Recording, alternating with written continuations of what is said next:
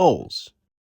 If you've ever had the slightest bit of interest in learning animation, you've probably come across a bunch of balls. Different tutorials about balls teaching you the basics of animation. Well, I'm a 2D animator, and in this video, I'm gonna be animating balls in a couple different styles.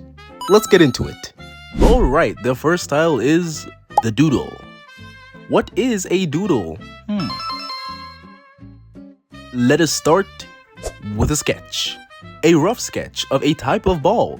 It's going to be a tennis ball. So let's give it a couple lines. One like that, and the other like that.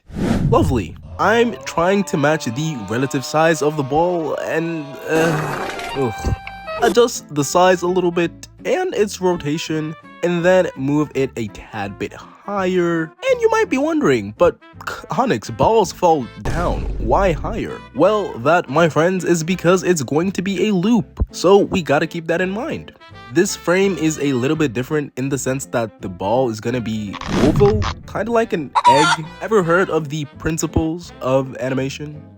Of course you have. 14 million of you have. You know how much bag I'd make if I had 14 million views? I can't even. A universal trait of balls is that they often bounce back. So I'm making it a bit compressed just so it looks squishy before it bounces back up. A few moments later, and here is our bouncing baby ball. Let's switch to the background layer, turn on symmetry, and start drawing a pretty cool platform. That looks a bit weird. Okay, much better. Maybe I'll make this a tennis court or something, who knows. For the line art, I am definitely turning down the stabilizer. I'm on like 6 cups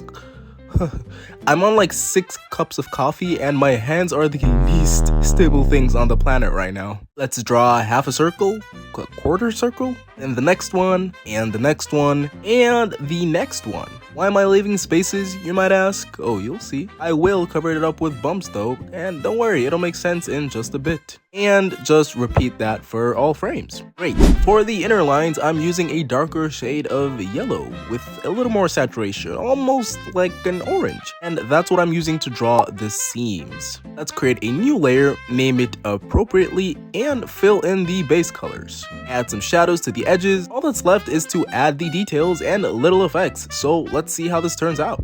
Ha! Look at that. Pretty cool. On to the next one. Alright, the next style is the oval, the circle, and my personal favorite, the square. So let's start with a blob of yellow. I'm using the previous sketch I did for the tennis ball, and that's what I'm going to be doing for the rest of the animations in this video. Great, looks nice.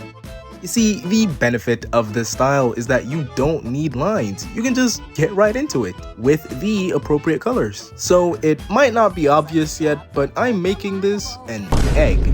Yep, you heard me right, an egg. Let's go ahead and make a new layer, and this is for the outer layer of the egg. The whites, what's it called? Stretch you. And now for the squeeze. Nice, it's an egg. Let's give it some shading though to add some depth. So I'll make the yolk a dark orange and get a lighter yellow to offset the shadows. I'm also doing this in a way where the shadow is doing a little spin because I just think that would add a little bit more charm. Create a new layer, and this one is for the highlights. Sticking with the flat theme, it'll just be a dot, a very bright dot. Let's try to match the path of that said dot, and of course stretch it out. We can give this egg a little more depth by adding a shadow to this part, which I now know is called the albumen. And while we're at it, we can also add a shadow onto the yolk for some extra depth. You know, one of my pet peeves with animation is that you gotta literally do the same thing over and over and over and over and over and over. And just like that, this went from a pretty plain, flat looking egg to one filled with depth. But it's an egg, it's gotta be bouncing on something.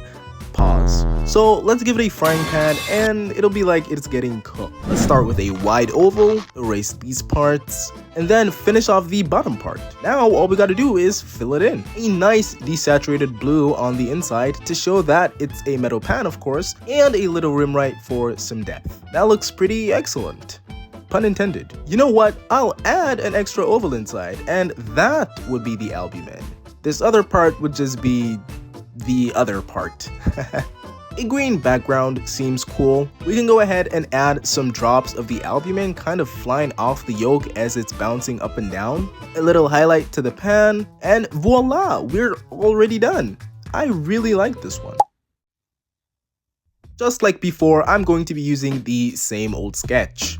Let's get a rather thin brush and just use this to paint the outlines. If it isn't obvious by this point, I'm going to be painting flames. Why? I don't know. I don't know why. Why does anyone do anything? I just think that flames as pixels would look pretty good. Also, I'm going to be animating this regularly, then just slapping a pixel filter over it and praying for the best. Is it considered cheating?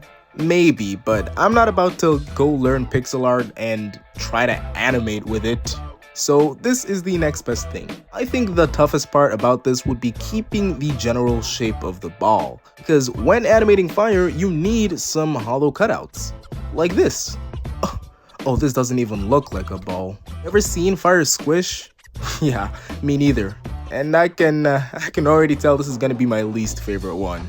You know what the toughest part about animating is? It's not usually the framing, it's the drawing. And I'll tell ya, drawing isn't easy, but that's where Skillshare comes in, the sponsor of today's video. If you're looking to learn new skills or dive deeper into your passions, you need to know about Skillshare. It is an incredible online learning community with thousands of classes for all levels, covering everything from design to illustration to photography to writing and so much more. This month, Skillshare is focusing on cultivating a daily art habit, and trust me, it's a game changer. Whether you're picking up a pencil for the first time or looking to reignite your passion, Skillshare has tons of inspiring classes led by experienced creators to help you build that creative momentum, one small step at a time. And you could eventually make videos kind of like I do. Ready to join a community of creators and cultivate your daily art practice? Well, the first 500 people to use my link in the description will receive a 1-month free trial of Skillshare.